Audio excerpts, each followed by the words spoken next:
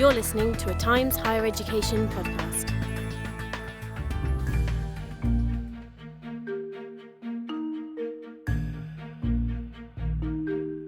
Hi there, welcome to Campus Talks, the Times Higher Education podcast that seeks insight and advice to support the work of those in universities around the world.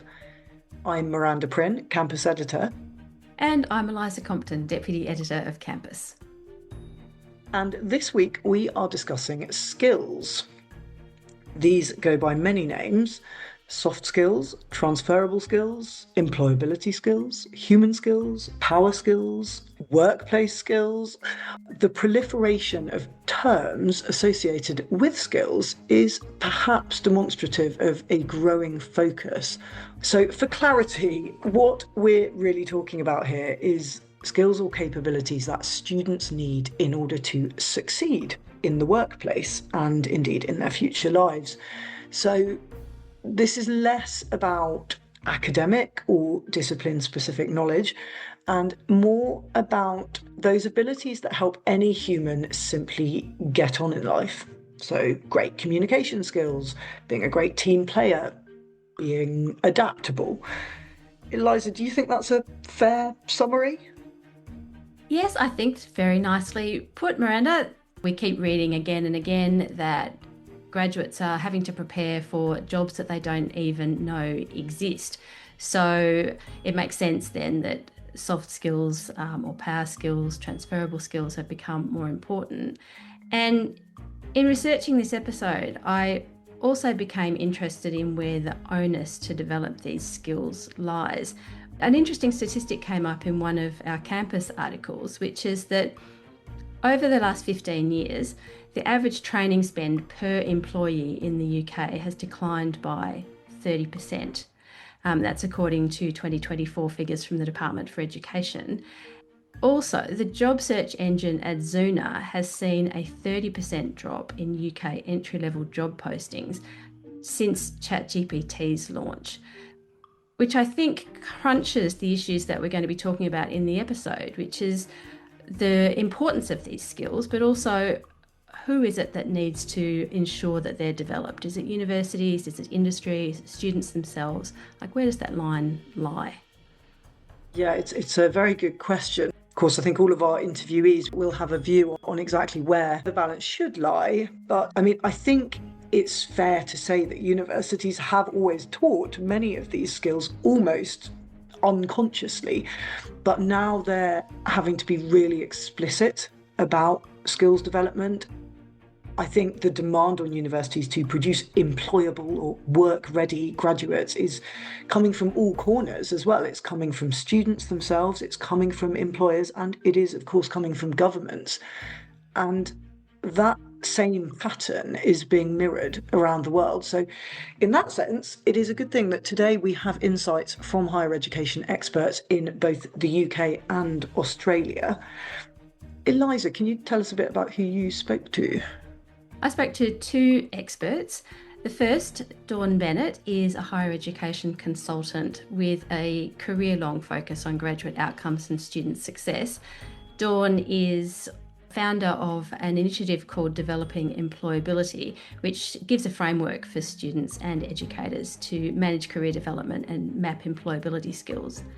And the other person I spoke to was Derek Harding, who is manager of the Vocational Education and Training Educator Academy at Swinburne University of Technology in Melbourne. Derek works across staff development at Swinburne and has a really interesting take from that dual sector perspective, which is important in the Australian context. Yeah, and indeed in the UK context. The current Labour government in this country has made it clear that it sees higher education as playing a vital role in underpinning its industrial strategy. And of course, this means meeting key skills demands. So the Post-16 Education and Skills White Paper, which was published last month, that's October, really throws down the gauntlet to universities to take a bigger role in meeting the regional and national skills gaps. It also asks them to provide more flexible forms of education and training, and it's made it very clear that the government wants to bring education and skills together as one. So, in line with that, earlier this year, the same Labour government also created Skills England, a new body tasked with identifying and meeting skills needs and helping to underpin a lot of the stated aims of the post-16 white paper. So the desired direction of travel is clear, but how will universities get there? To find out, I spoke to Sir David Bell, who is Vice-Chancellor and Chief Executive of the University of Sunderland, a university with a strong focus on producing career-ready graduates. He is also now Vice Chair of Skills England. So Sir David can speak from both the higher education and government strategy perspective. Let's hear from David.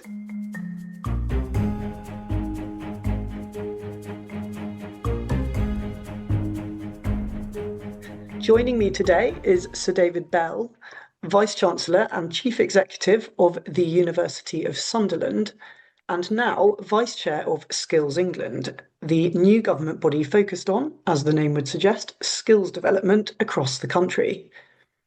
It's worth saying that Sir David started his career as a primary school teacher and was later a head teacher, and he served as Her Majesty's Chief Inspector of Schools for nearly 4 years. He's also worked in numerous public sector roles, including Permanent Secretary at the Department of Education, Director of Education and Libraries with Newcastle City Council, and Chief Executive of Bedfordshire County Council. And finally, from 2012 to 2018, he was Vice-Chancellor at the University of Reading before moving to Sunderland.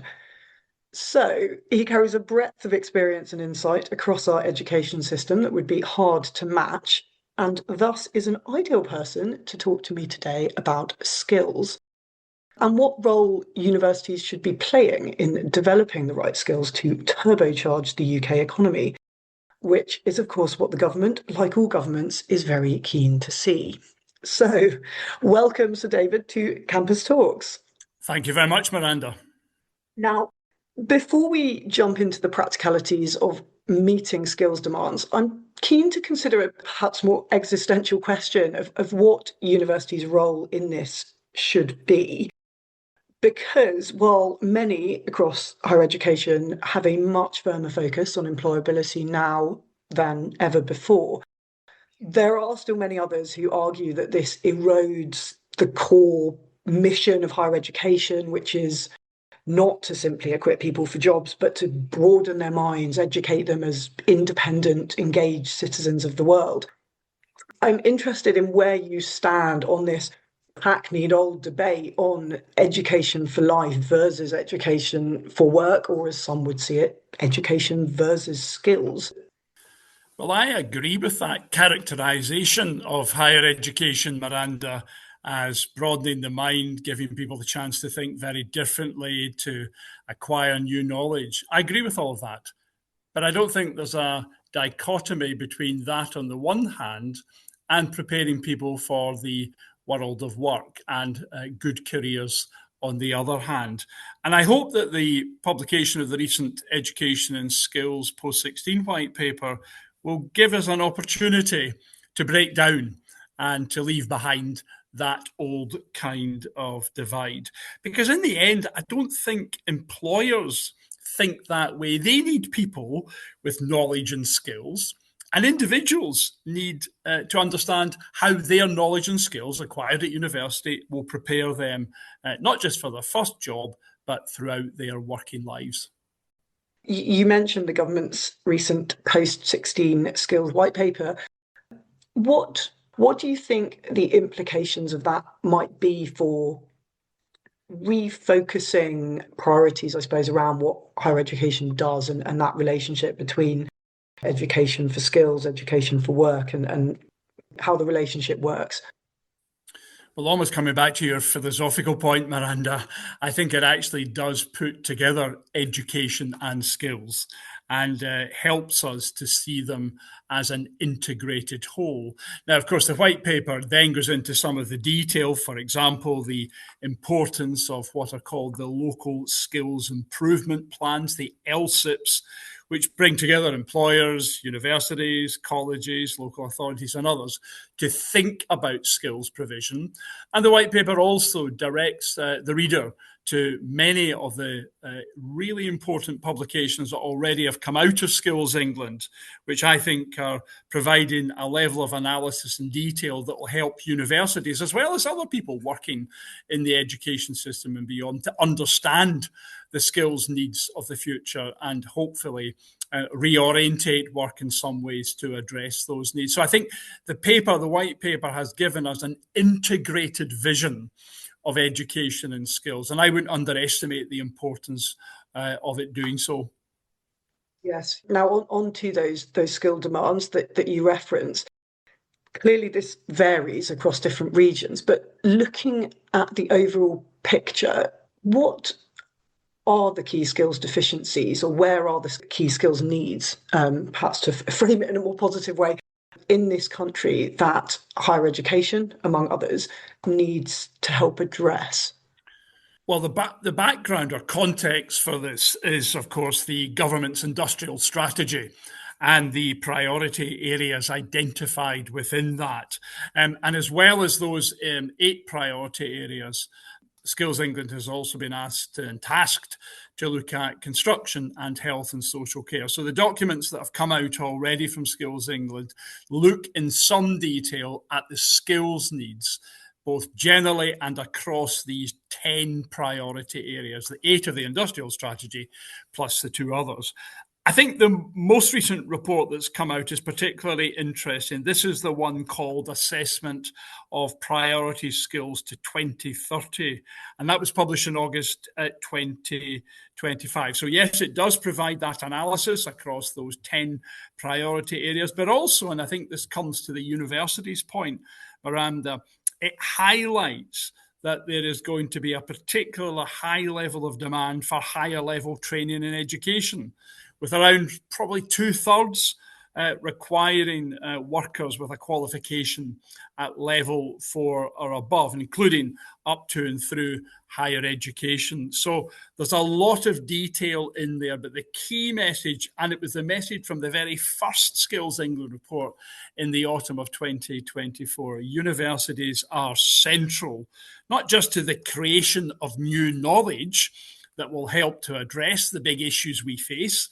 as a society and economically, but also to ensure that we are preparing people in our education and in our training to take up these jobs in these new and emerging and developing occupational areas. So I would exhort people who are listening to this podcast to have a look at all of the Skills England materials, but particularly the one published in August around the priority skills between now and 2030.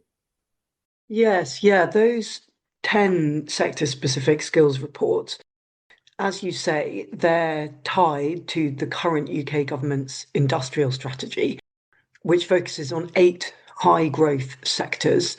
These are advanced manufacturing, clean energy, creative industries, defence, digital and technologies, financial services, life sciences, and professional and business services. And as you've mentioned, house building and social health and social care are added on. You referenced there the fact these are emerging and evolving sectors, some of them, well, all of them arguably in different ways. And it's widely written about that skills demands and skills needs are changing hugely and evolving at pace, largely driven by the kind of digital revolution that we're living through. I could take perhaps AI as the most obvious and possibly also most pertinent current example, because it's something that is going to set or at least shape a huge amount of the future skills agenda. And yet it's changing very fast. And I'm guessing, there's probably a kind of half of lecturers who possibly know less about this than actually many of their students. Others, of course, will be super engaged and real experts in it. And I'm sure some students are complete Luddites and don't want to engage with it at all. So these are all big generalizations, but even those who are experts in it don't fully know where it's going. So it's a very good example of this unknown future for which universities need to prepare students. And I just wonder how you approach that. How do universities work with the unknown in this respect? I think in this specific example of AI, it feels as if we are building the aeroplane in flight. As we're adapting all the time, both in our education activities at university, but as well as the research that we're doing, which in turn is creating new knowledge, which is then again in turn shaping and reshaping higher education and what we teach. I think the more general point to draw from this, Miranda, is that of course skills needs are changing, and one of the responses has to be to create a more flexible system that can adapt quickly to changes. One of the critiques that has been made of the skills system in England is that it can be rather slow to respond and it can be rather lumbering. And so by the time a new qualification is put together, the skills needs has changed or moved on. So that's one of the reasons why already the government said things like shorter length of apprenticeships, some loosening up of basic skills requirements in apprenticeship delivery for post-19-year-olds, and most recently, the push towards shorter courses which can be made up of apprenticeship modules. And we'll be hearing more about that, I think, as we go into 2026. And I think all of that responds to the need for change and the need for qualifications and training to adapt. And this is really pressing because we assume that around 70% of people who are in the workplace today are going to be in the workplace in 2035. So we can't just be concerned about those coming into the workplace. We've also got to be concerned about retraining, reskilling, upskilling, and the like. And actually, if universities are looking for opportunities, there's a great one. How can we contribute to the continuing professional education development of people already in work, as well as making that vital contribution to those that are coming into the workplace in the first place? What you're describing there sounds like the model for lifelong learning, really. This need to provide educational pathways throughout someone's life. I think that's extremely well put. And we know that the requirements sometimes can be short term. So if you take, for example, clean energy, we know that there will be a shift in time, probably to a greater variety and diversity of home energy systems. So the large number of people already out there working in the workplace, fitting and maintaining energy systems, perhaps gas-fueled energy systems, maybe having to adapt some of what they do to the future to take account of new energy systems. That's really important. We know that's going to be the case in the professions in the health sector as people adapt and change in the light of new knowledge. So it is lifelong learning. And of course, in that context, we have the opportunity, I think, through the lifelong learning entitlement to provide that more modular provision, which I think will provide obviously more flexible student finance, but also enable people to perhaps come in and out of the education and skills system depending on their needs at particular time. So if you combine the lifelong learning entitlement for individuals alongside greater flexibility for employers through the new growth and skills level, then I think we have got an opportunity, perhaps the first time we've had an opportunity to have a much more flexible, adaptable, agile and fast-moving skills system.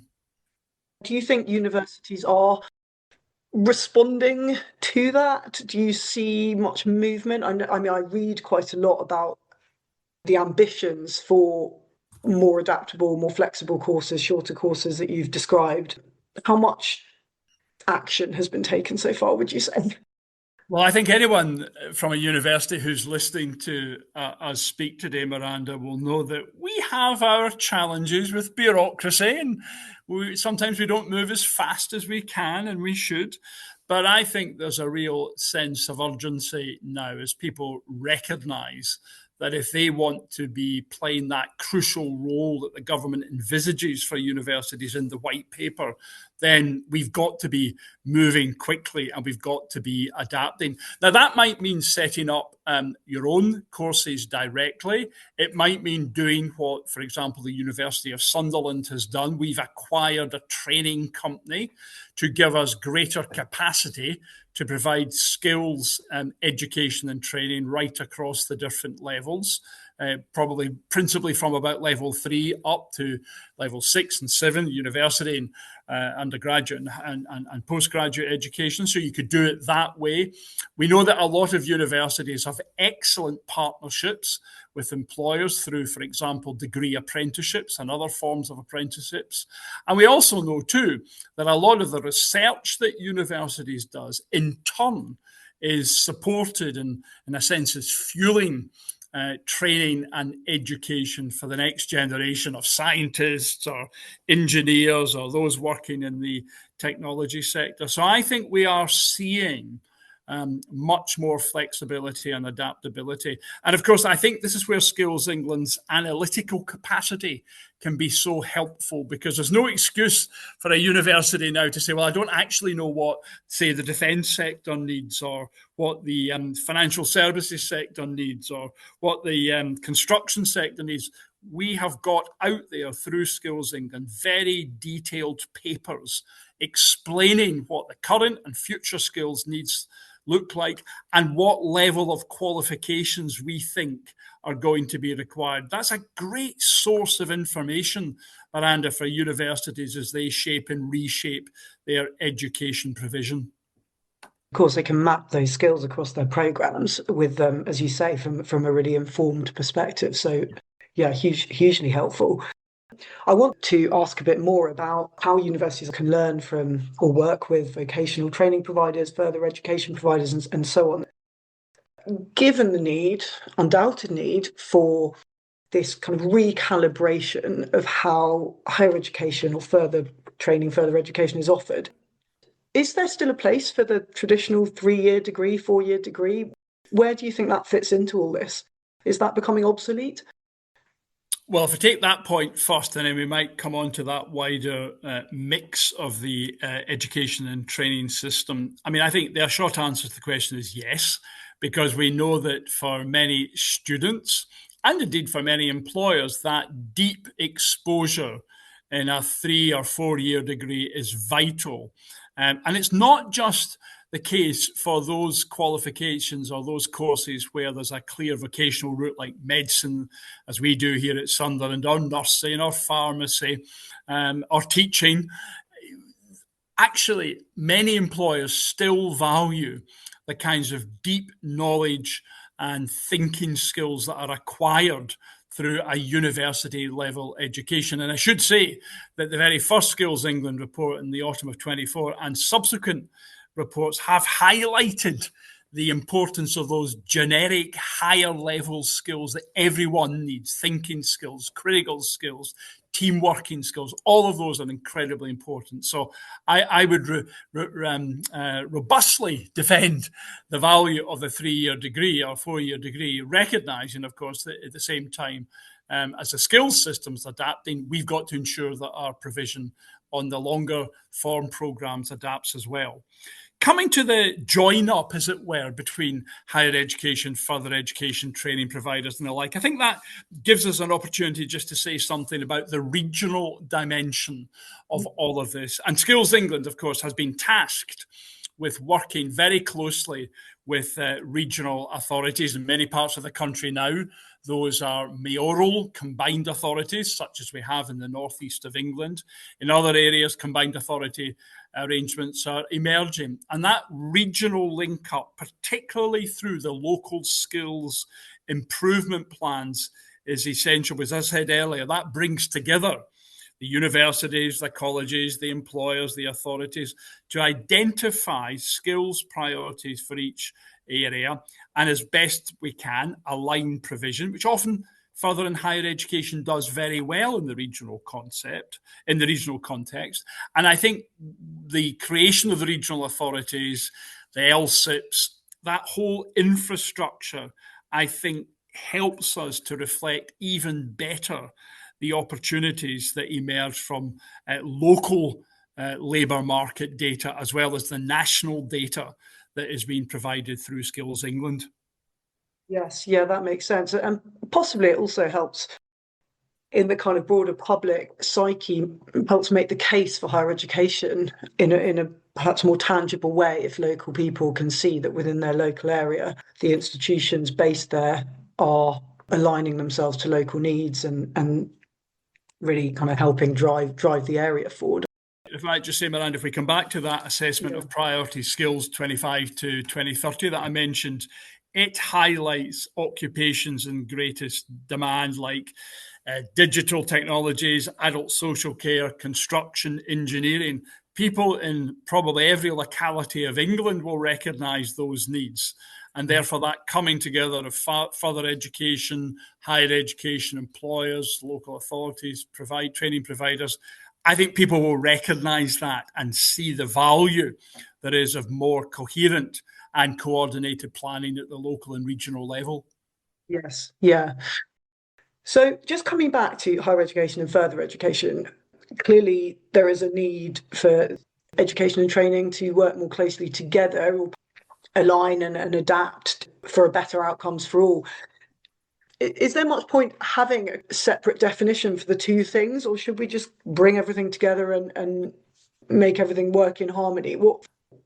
What's going to be best looking ahead at the future and meeting the needs of students and the wider public?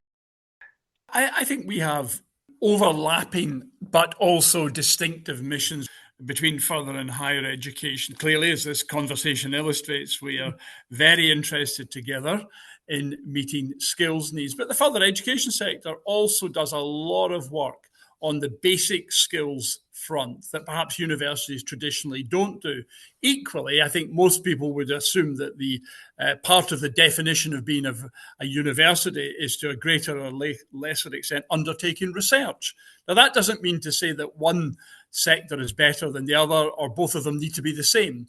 We do have distinctive missions, but we also are overlapping and we're working together very substantially. I mean, if you take construction as an example, a lot of the core activity in construction skills is done by the further education sector and done brilliantly by the further education sector. But we also know there's a tremendous amount of research and teaching going on in universities that impacts on the construction sector as well. And that can be obviously everything from courses on the built environment to architecture, to research on materials and structures. So we're not suggesting that both universities and further education can do the same thing, but looking at the skills need for the construction sector as a whole, I think you see a very nice complementarity between the further and higher education sector. And actually, I think if you looked at all of the industrial strategy priority areas and the additional ones for Skills England, you would see that kind of story and that kind of pattern emerging. Hopefully, regional collaboration will bring us even closer together alongside our private sector training providers and local authorities to ensure that we meet the needs of local people as well as carry out for universities our national and international missions. Yes, yeah, that's an excellent example of how the two complement.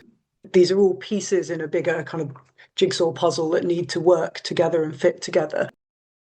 I would say it seems outwardly like universities already work really hard to meet skills needs. And everything you've described and pointed to, I already hear a lot about institutions working together in regional groups, working with employers, as you've said, trying to work with further education providers and kind of learn from each other. There's a lot going on. So why are universities not currently meeting skills needs? Is it simply the skills are changing so fast, or is there something more fundamental going on here?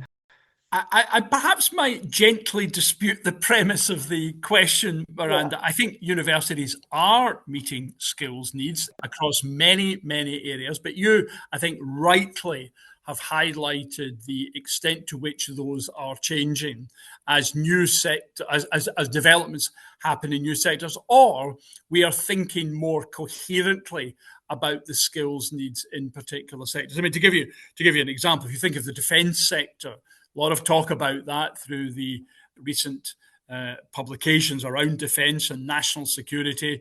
Universities able to sit down with the major employers in the defence sector and work through the contribution that universities can make.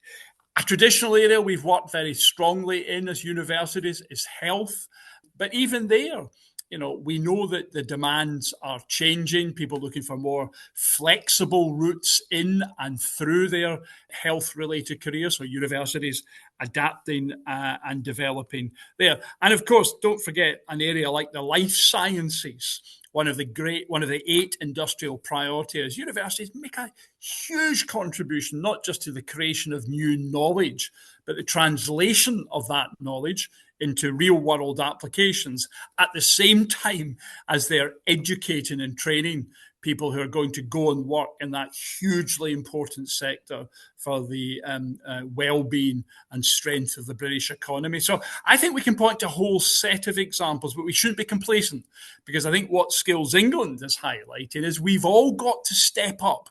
Employers have to contribute more. Local authorities and regional authorities have to work more coherently together. Universities need to ensure that what they are doing is helping us meet the skills needs of the future. So I think we've got a very strong platform, and now's the time to build from that for the future. It does sometimes feel like universities are asked to be all things to all men, to drive innovation, upskill the population, support local communities, carry out world-leading research. And no one who is engaged with UK higher education at the moment could ignore the fact that things are very tricky. This year has been bruising for the sector. So this is a big question, but how can universities try and meet the many, many demands placed upon them? And obviously we're thinking here mainly about skills. How can they adapt and meet all these needs working with ever tighter budgets? I think this is about being very clear around your mission as an individual institution. And to some extent, I think that was a point that was being emphasised in the recent white paper. So if I just take our own institution here in Sunderland as an example, one of our underpinning ambitions is to be professions facing. So we've made a series of choices over recent years that means that we focus our education activity principally on what one might describe as career or vocational routes. And that's everything from medicine to engineering to computer science to teaching to social work to policing and the like. By contrast, we don't focus in the same way on the arts and the humanities subjects as other institutions do. And that's not to say that they are not valuable, but we have made a choice as an institution that's where we will put our efforts. Similarly, on research, we are not a research-intensive university, but we are a research-active university. So we are thinking about where we put our priority. We're also proud, obviously, of our local and regional connections, as to use the jargon, an anchor institution in the city. So we think quite a lot about all of that. And I suppose all I'm doing, Miranda, is just trying to illustrate that you're always having to make choices, whether you've got more money or you get less money as an institution.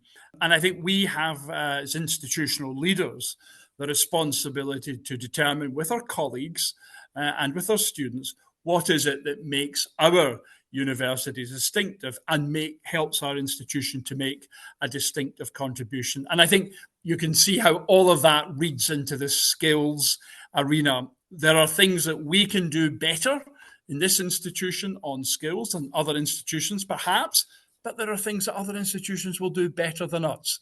And it's about being clear, in my view, about institutional mission and focus. Yeah, of course, know what you do and do it really well. And perhaps that also answers some of the challenge that many point to around the inherent competition built into the foundations of higher education, which isn't always helpful. If institutions are focused very much on their particular priorities and not everyone is trying to do everything, then actually that is going to be an aid to greater collaboration. Some of that is, of course, going to be driven by, dare I say it, market forces and where students choose to study. Some of it's going to be determined, of course, by institutional focus. Institutions that might focus on a particular area might attract more students. I think I accept that the competition dimension of universities' work is here and is here to stay. It doesn't preclude us, of course, collaborating where we can collaborate, but also I think all that really reinforces my point about institutional mission and trying to be clear about what you do, and to reflect what you said, Miranda, what you do it really well.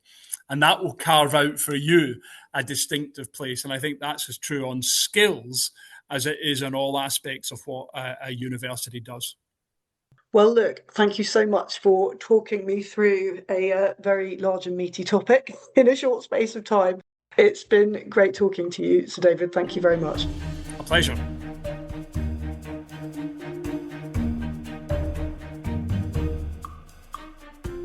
Well, that discussion about how universities work with vocational training providers really shows, I think, how complex the provision is. But of course, universities cannot be expected to do this alone, even if there does seem to be a broad expectation that universities will have all the answers, as Miranda put to David in the interview. In Australia, graduate skills and employability have been a strong topic of conversation around the value of higher education and who funds it and why and what they fund, both as a result of the Morrison government's Job Ready Graduates scheme and the more recent University Accord. So I was quite keen to get a sense of the provision of soft skills in Australia from two very different perspectives. My first interview is with Dawn Bennett, who is a higher education consultant. She is the founder of the Developing Employability Initiative, which gives students and educators a way of thinking about their career development mapped against 7 literacies for life, as she calls them. Dawn was a professor of higher education until her retirement in 2023. And before that, she'd spent 14 years as the John Curtin Distinguished Professor of Higher Education and Director of the Developing Employability and Creative Workforce Initiatives at Curtin University in Perth, Western Australia. And she's held visiting positions in the UK, Finland and Australia. But before that even, she was a professional violist who came to Australia to work with the Adelaide Symphony Orchestra. In this interview, Dawn does talk about the 7 literacies, which are core, career, learning, rhetorical, emotional, ethical, and digital. And these break down further. So core literacy includes capacities such as self-esteem and self-awareness. Rhetorical literacy includes communication, teamwork, and leadership. And it seems to me that her approach is a very holistic way of thinking about developing what we often call soft skills.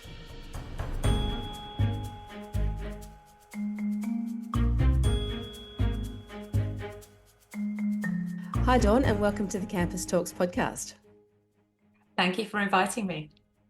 So you literally have many strings to your bow. You began as a professional violist, but can you tell us how you came to be focusing on graduate employability and higher education policy? Yes, I'd say that it does actually stem from my music career. So when I graduated, I didn't know how to write an invoice. I didn't know how to run a small business. I certainly didn't know how to network and meet the people I would need to meet to build a career in music. So like most graduates in many fields, I stumbled my way along and learned as I went. But later on in my career, and particularly as I became more involved in higher education, I could see graduates struggling with exactly the same thing. I couldn't work out why we weren't somehow managing to include these skills in higher education. And so that's really where my passion for this began. Now, the idea of soft skills has been around for a long time, and we use lots of different words to describe skills such as critical thinking, communication, interpersonal skills. They're called transferable skills, core skills, power skills. But I've noticed that you use a term which is different from this again, which is literacies. So I wondered if you could talk a little bit about that, about the difference between skills and literacies with regards to graduate employability. That's one of the difficulties in this area, is that we have so many different terms for what is essentially the same thing.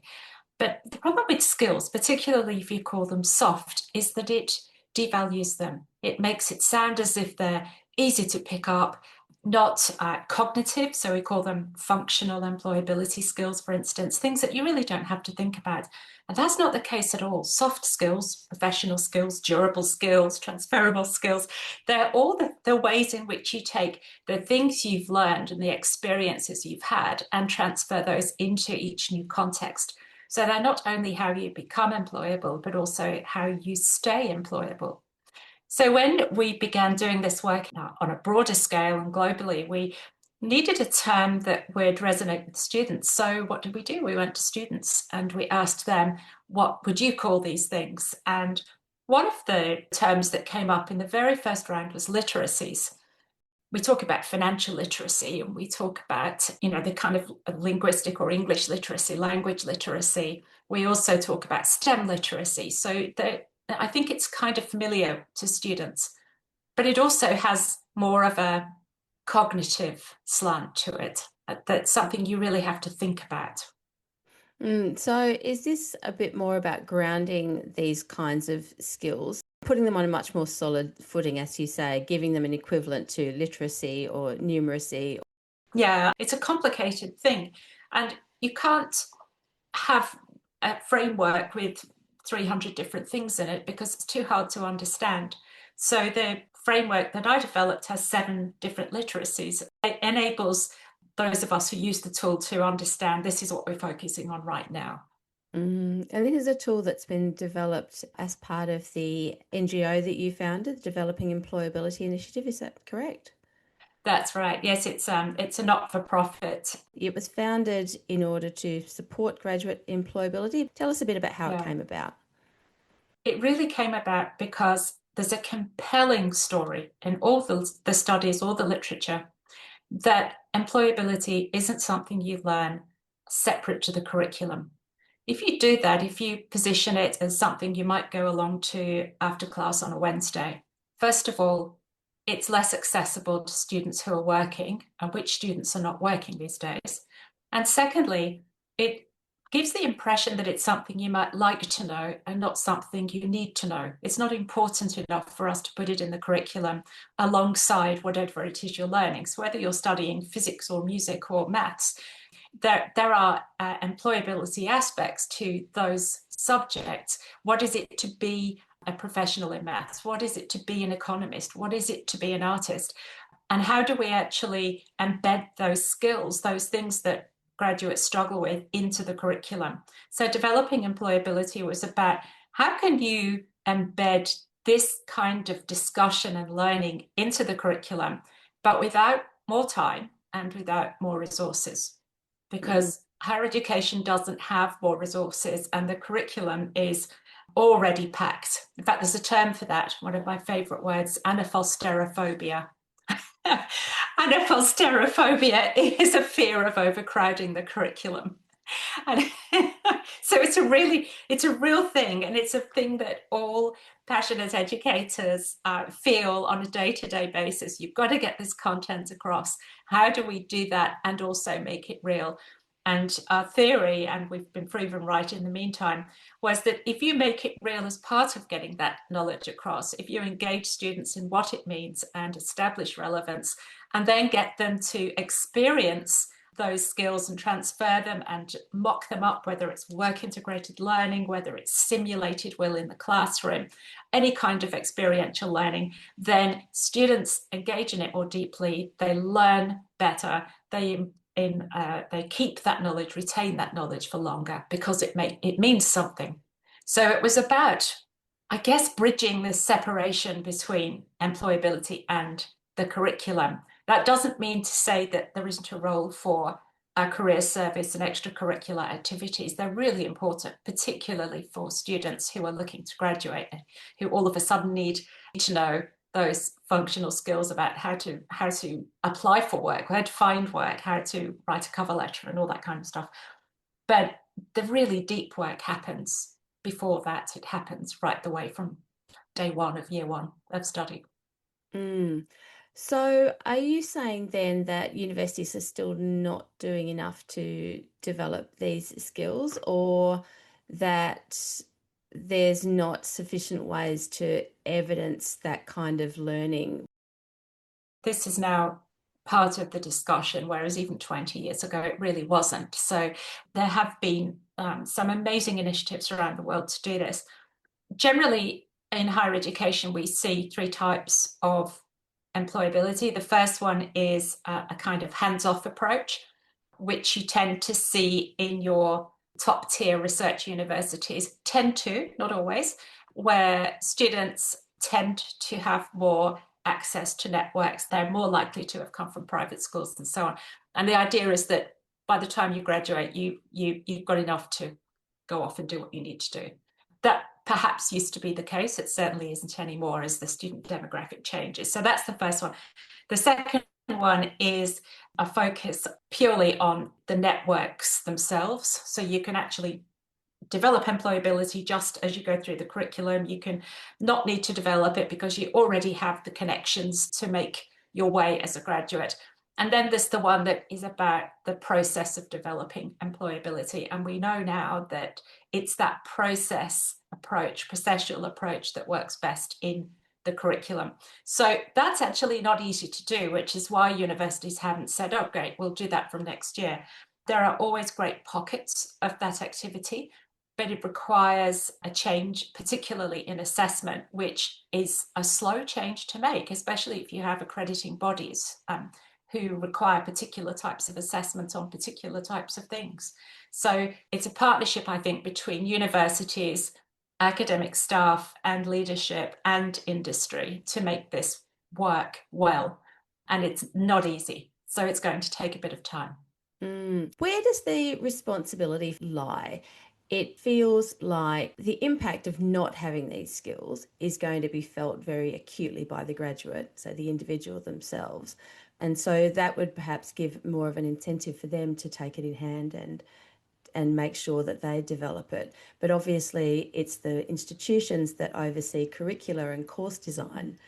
So how does that balance and that equation work, do you think? Yeah, it's a long equation. First of all, we have a more diverse higher education student population than ever before, and that's continuing to grow.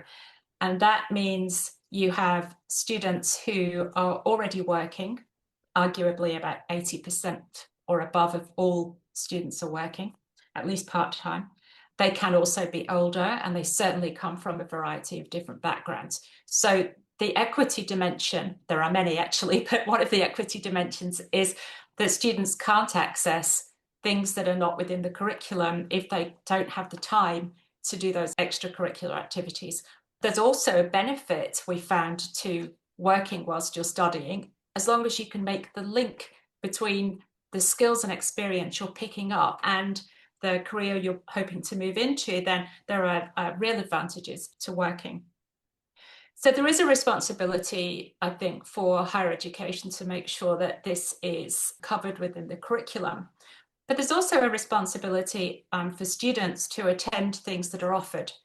And that has to be a partnership. So in a way, the language we use around these activities has a big impact on whether students will attend or not. And if I go back to my own background as a music student, the default setting for any music student is to practice. So you need to be in the practice room for 10 hours a day, otherwise you won't get the performance gig. And so if somebody says, look, stop practicing and come and learn how to write a resume or a tax invoice, or come and learn how to run a small business every Wednesday afternoon, the majority of students will say, no, because I need to spend 10 hours a day in the practice room. So you have to have a way of talking to students about what it looks like to be in that profession, any profession, and how those skills can help you get ahead. And the way we often do that is to have people tell stories. A lot of lecturers and academics are active in industry. They have great stories to tell. And they can say, look, you can practice all you like, but if you can't get on with people, you can't work as part of a team. If you don't turn up to things, that there are those things that make you worth working with that are as important as your abilities. And that goes across all professions. So learning those things, if we position them as equally important to the skills students are developing, and if we model their importance in curriculum, then students are far more likely to sit up and listen. As you were speaking, I was wondering if there were skills that had previously been transmitted as part of the education process that I wonder have not been so central in this world of remote learning. So are there skills then that we do need to be a bit more intentional about teaching? Yes, and in the world of AI, I agree. There are things we need to be more intentional about, and that's where a framework comes in incredibly useful, because it gives us a way of organizing and mapping curriculum against whichever framework you're using. Have you included interpersonal skills? Where do they fit? Have you included self-efficacy and self-esteem? Because we know that one of the biggest indicators of students succeeding at university is self-esteem and academic self-efficacy. Are we actually embedding that? Are we talking about it? And sometimes it's there. Often when I map a curriculum, it's all over the place, that we haven't called it out. And if you call it out and create relevance, then again, it engages students. And, the elephant in the room is assessment is everything. If it isn't assessed, time-poor students don't do it. So we need to build it into assessment. And that means having assessment that points outwards, as well as assessment that is purely for the purposes of the student and the person who marks it. Is there best practice in terms of evidencing soft skills? There are two indicators out there. There's how confident a student is and how good they are. So you can be underconfident or overconfident in any area. So the student's confidence, in contrast to their ability, is a really important one, and perhaps the most difficult. But in terms of what success, what are the standouts? I think if you have a solid framework and you map curriculum and particularly assessment against that framework, then you start to build it into curriculum fairly seamlessly, in that students, when they read the assessment piece, if that piece of work says we're looking at not only the skill set that is in the curriculum, we're looking now at your ability to communicate to a lay audience, or we're looking at your ability to present effectively, or we're looking at your ability to work with diverse clients, that these are really important in this profession. If you're mapping that against a framework and the students pass that assessment, the student has evidence that they have that skill set, and they probably also have a better idea of where their stretches, as we try not to use weaknesses, their stretches are, the things that they might need to focus a bit more attention on. So that kind of self-assessment that we have in developing employability, which is free, enables students to self-assess against 7 literacies, and also to look in on some of the more nuanced skill sets that we know go across all professions, and then to think for themselves about whether they are under or overconfident in those areas and what they might do about it. Does this necessitate a different way of thinking about the traditional curriculum vitae? Are students now needing to think about how they articulate those skills in a different way? Probably, yes. Again, going back to the pandemic, we far more of a gig economy now, far more working from home. That some things have changed. AI is changing everything. But at the same time, there are 3 things you need to demonstrate to get any job, whether you're going for a CEO position or a part-time job at the pizza house. Can you do the job? Can you do the job here? And will you fit in? Can we work with you? Those are the 3 things. And so, can you fit in? Can we work with you? Often is the hardest to demonstrate and the hardest to get. When someone finishes a degree, the degree certificate essentially says you can do the job. because if the skill set's right, it should align with what industry's looking for. Can you do the job here is where students who are applying for work need to be smart about what they raise in their cover letter.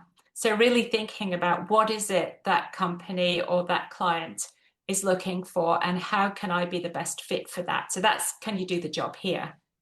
And that will differ according to whether it's a multinational or a small to medium enterprise. Can we get on with you?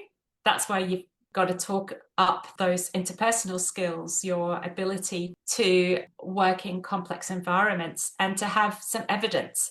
So another way of evidencing employability you should go through is to build a portfolio of evidence right the way through the degree. And that's really powerful. It's a vehicle for identity formation as well as evidence building. And if you do map assessment against these literacies or capabilities, then students are tagging things. They can just tag them using a free software. They don't need fancy software, but they're tagging these and they're telling stories. So when I was out on placement, I had this really cranky client who came in who wouldn't listen and wasn't happy, and it took me a while to understand that it was a cultural difference, and this is what I did to resolve that situation. I just made that up, but it's that storying that somebody might ask in an interview that gets you the job.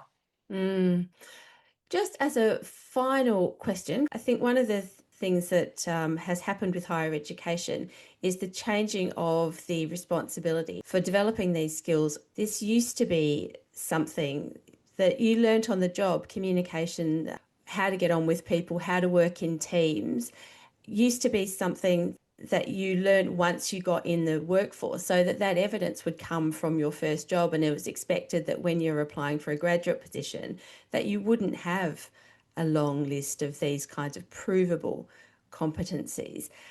In this area of job-ready graduates, where does that line now lie?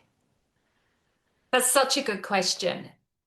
There's no longer a job for life. There's not an expectation from industry or graduates that they will stay in a job for 10 years or even 5 years. So in the past, in times past where you may have stayed with a company for your whole career, it was perfectly reasonable to develop those things within the job. Those times are gone. Industry needs ready-made graduates.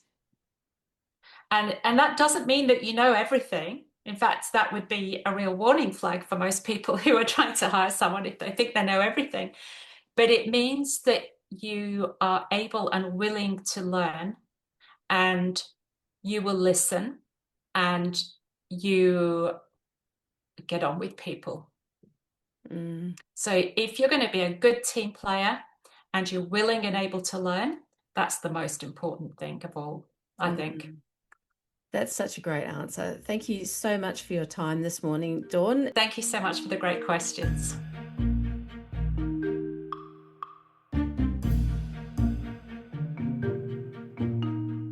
I think Dawn does a really great job there of just outlining the practicalities and challenges of embedding these, as she calls them, literacies for life into university curricula.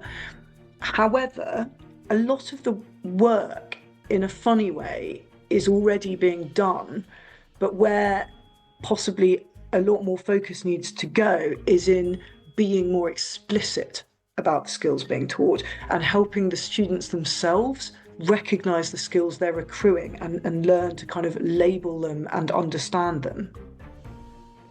Yeah, absolutely. I really enjoyed talking to Dawn, and she's got a different perspective from my second interviewee. So Derek Harding is the manager of the VET Educator Academy at Swinburne University of Technology. And in Australia, the higher education system is divided into two, broadly speaking. You have the university sector and then you have the vocational sector.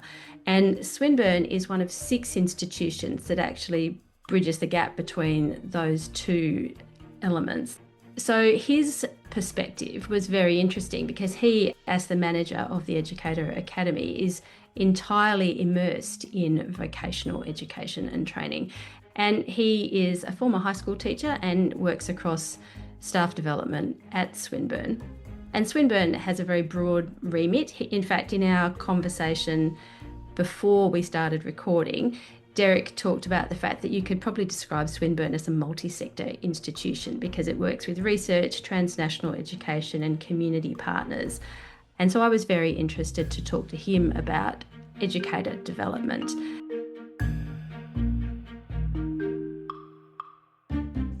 Hi, Derek, and welcome to the Campus Talks podcast. Thank you. Thanks for having me. Can you tell us a bit about your role as the manager of the VET Educator Academy at Swinburne?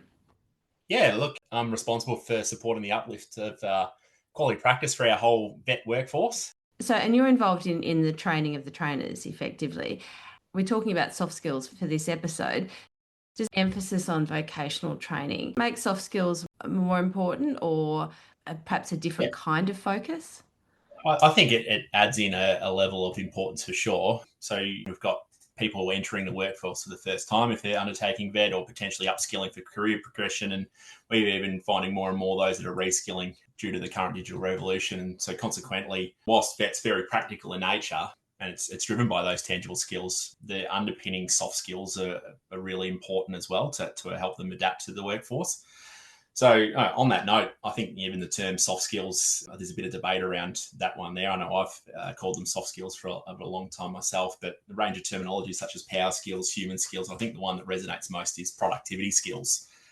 So in other words, what skills act as the enabler for high quality performance? So, I have had an opportunity to manage our plumbing training in the past, and I remember talking to my mentor around some of the industry-based needs that relate to soft skills. And one conversation sticks with me quite closely. It was from an employer when we were doing some industry engagement to make sure that our training was aligning with industry. And we asked them, what's the number one reason you have callbacks in plumbing?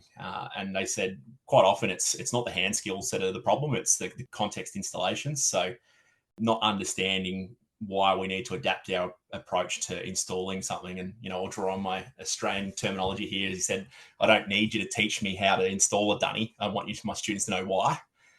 So that one's sort of, really interesting in the way that he sort of understood that the soft skills are really important. And for the non-Australians out there, a dunny is a toilet. That's right.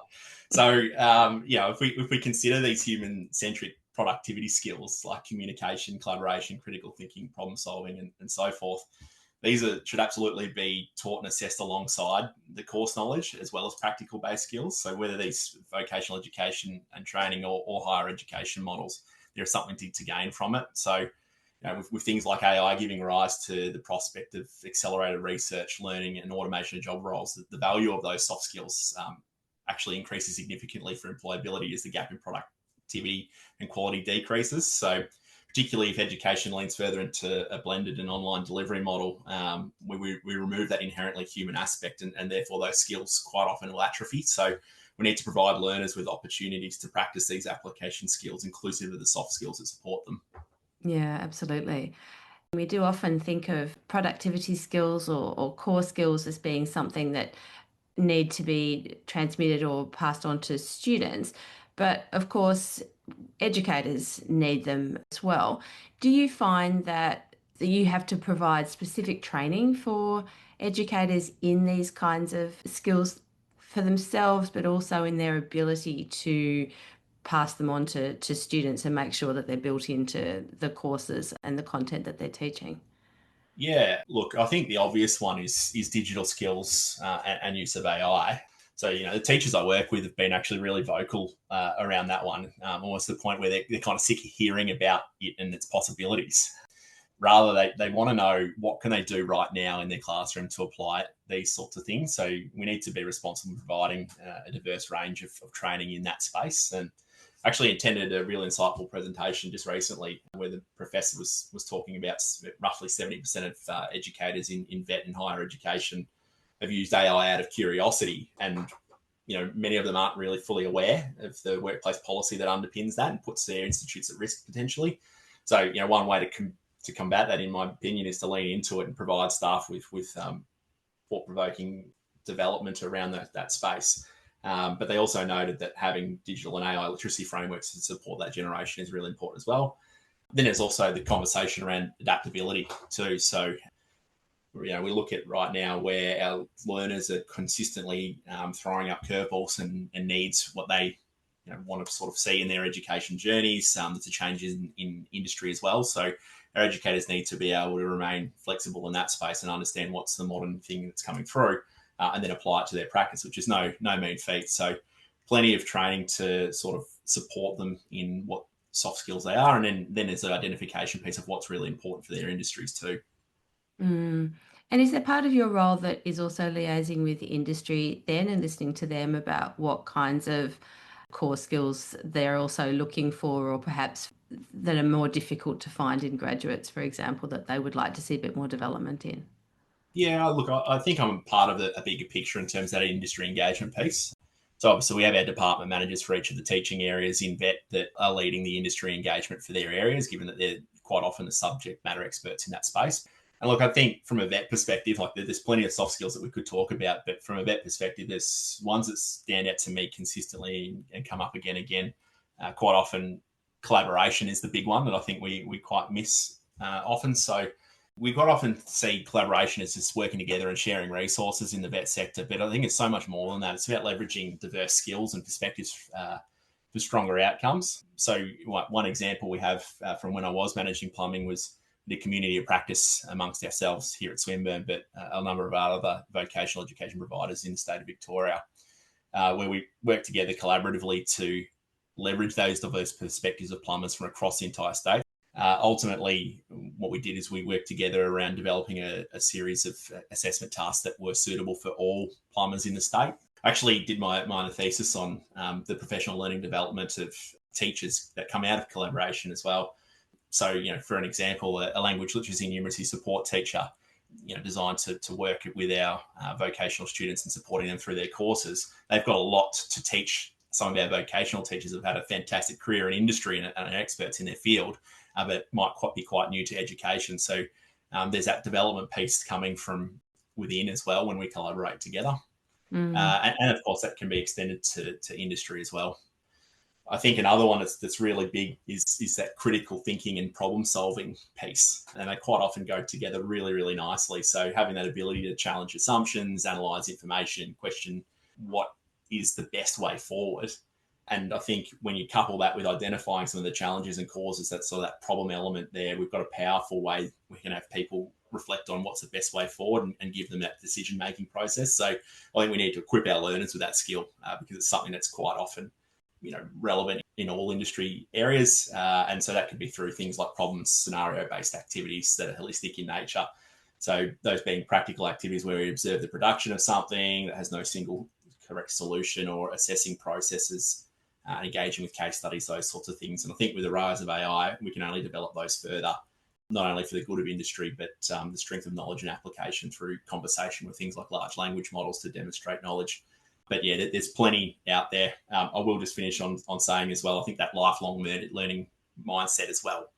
I look at my own career and the diversity that I've had in it, and there's always been periods of rapid change, and we're seeing a lot of that out in the real world now. And I think skills we've drawn on the past may become less impactful, but that capacity to be agile, flexible, and willing to learn new things is something that we need to really convey to our students as well, so that when they're in the industry themselves, they can really take that same process and adapt with change. I guess for educators, if you can embody that agility and that ability to learn, so that metacognition and the ability to apply information to different contexts, then you can also recognise how you can support that in your students. That makes a lot of sense to me. Yeah, absolutely. Are there any skills that are perhaps losing importance? I think for me, with vast access to information and analysis at our fingertips, we'll certainly moving forward, and if not, we have already done so, moving away from that rote memorization piece. Of course, it's important to remember key information to enable workflow fluency, and never denying that, but that capability to draw on critical thinking and after accessing information is more impactful for performance in real life. Of course, there's that digital literacy element to this skill as well, but being able to access that information in the first place is quite important. So as a consequence, less of that textbook question and answer method, and then instead moving to more of an applied skills and knowledge model. I'll probably throw independent work in that same boat. And again, it's really important to be able to be self-motivated, not reliant on others to perform. But that collaborative approach to share diverse perspectives and develop each other's capabilities really reflects real life. So I think in terms of the way that we teach in higher education and vet should very much be more around sort of prioritising those soft skills rather than that rote memorisation and independent work side. That's a really interesting observation, because the ability to be self-motivated was always something that you wrote on a job application, for instance. And what you're saying is that actually the ability to recognize and make the most of strengths in others, perhaps as an effective team, is a more important skill going forward. Yeah, and look, it's not to play down the need to be self-motivated, but I think about my everyday work life at Swinburne, and I spend more time of it with teachers in terms of the development piece, with leaders around understanding what are the needs of their program areas, with our senior leaders around what the priorities of the university are.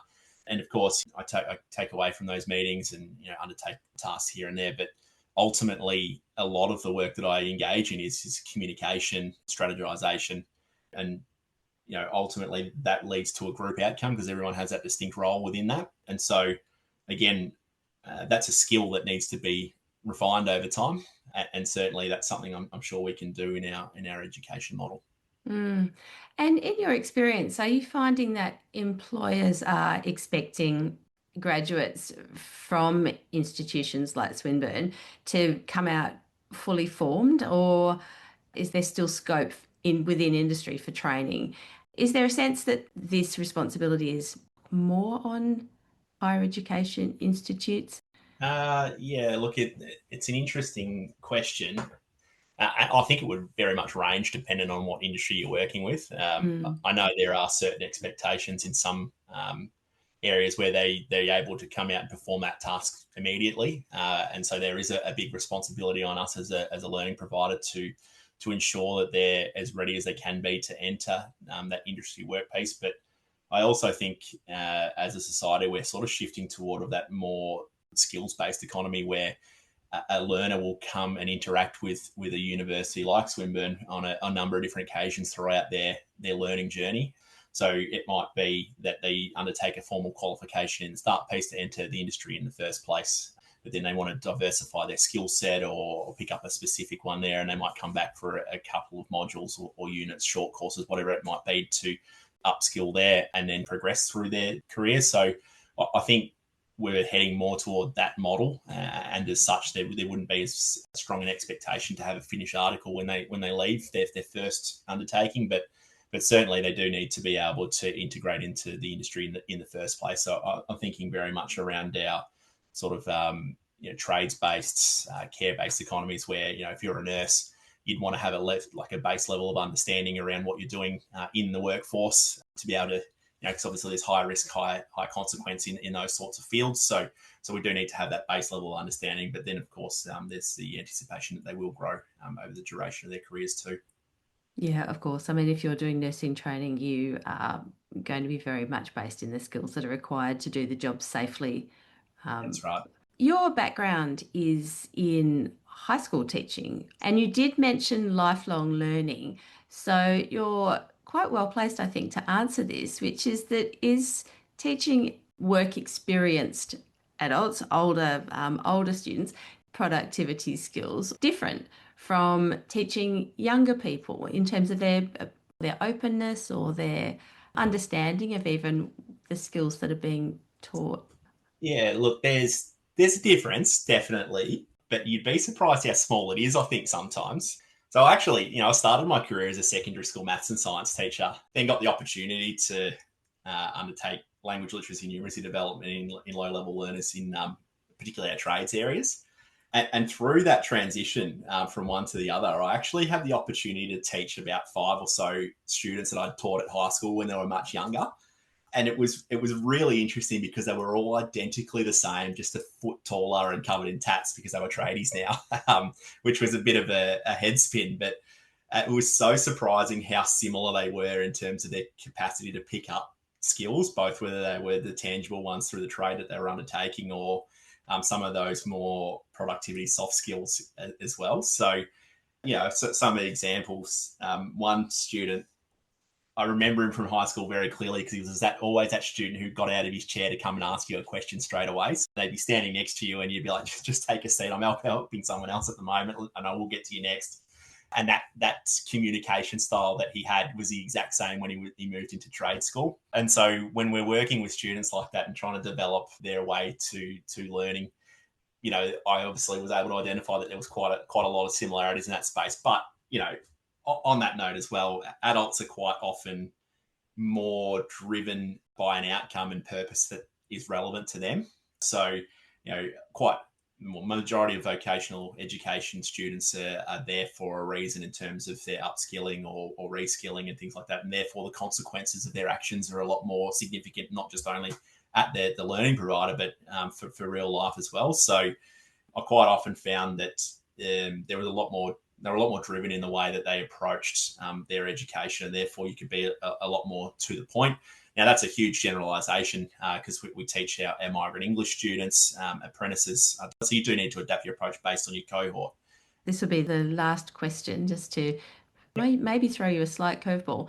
What is your sense when you're speaking to teachers and students and people within the institution of the way that the value of higher education is being perceived?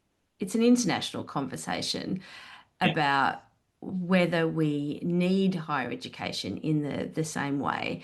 And my sense, as a supporter of higher education, is that core skills and productivity skills are kind of central to the value of higher education. But how do you see that value being reflected in people's perhaps attitudes or willingness to engage? Yeah, I think it's certainly changing. I remember going through my own journey when I was a student myself at secondary school, and the attitude was very much do well at school, go to university, got to get a good job. And that was basically the story we were told. And I look at what's happening in Australia at the moment and really sort of identify that more than 50% of graduates from secondary school, probably in future, if not already so, will be vocational education students and not your traditional higher ed. And we're also finding as well that the value of having a qualification, not so much the value, probably more around the desire piece of having a qualification, I think it's dropped a little bit in terms of they want more of that short, sharp, skills-based economy learning so they can then integrate into the workforce more effectively. And there's always a willingness to come back to upskill where needed. And so that's probably where I'd see the biggest shift in mentality is it's more around being ready for the workforce and starting and then progressing your career rather than having, hey, I've got my ticket now and now I'm in industry for the rest of my life. And obviously I took the older approach. It was do well at school, go to university, get my degree. But I've been back and studied a number of different occasions, come back and done some research work. I've come back and done my Masters of Education as well. And all these through different job roles, whether it be teaching, management of departments, professional development of our vet workforce now.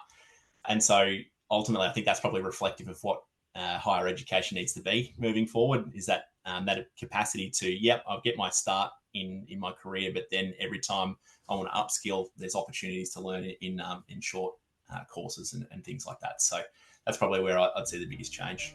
Derek, thank you so much for your time today. Thank you. Enjoyed the conversation.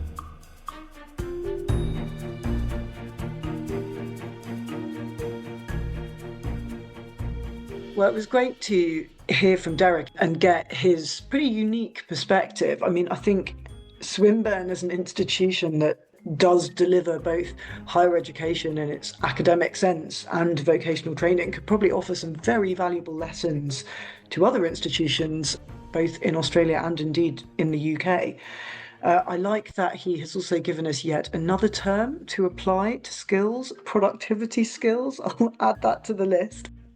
One of the things I would just draw out from all of these conversations is looking at the skills themselves. One of the things that seems to be pushed to the front is collaboration and team building skills as being absolutely fundamental to people's future success, which is just worth noting because it just seems to be the one that comes up repeatedly, and not just on this podcast, I mean anywhere that I read about this. And it's quite a nice and positive message that we all just need to learn to be much better at working together and not be individualists. I completely agree. Well, that is it for this episode of Campus Talks with me, Eliza Compton, and campus editor Miranda Prynne. If you are interested in learning more about soft skills, Campus has just published a spotlight on this topic, and you will find it at timeshighereducation.com/campus. If you liked this episode of the podcast, please send it to a friend or a colleague, like and subscribe, and we will see you again in 2 weeks' time. Thanks for listening.